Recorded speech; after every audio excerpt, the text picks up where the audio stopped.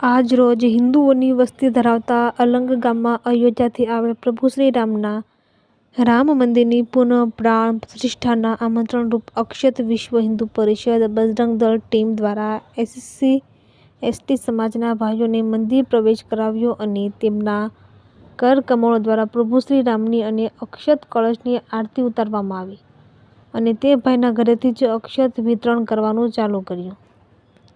ગામમાં રામમય વાતાવરણ ઊભું થયું હતું અને ઘરે ઘરે અક્ષતના સામૈયા, વધામણા, આરતી, કુમકુમ તિલક કરી ગામ લોકોએ હર્ષ અનુભવ્યો હતો.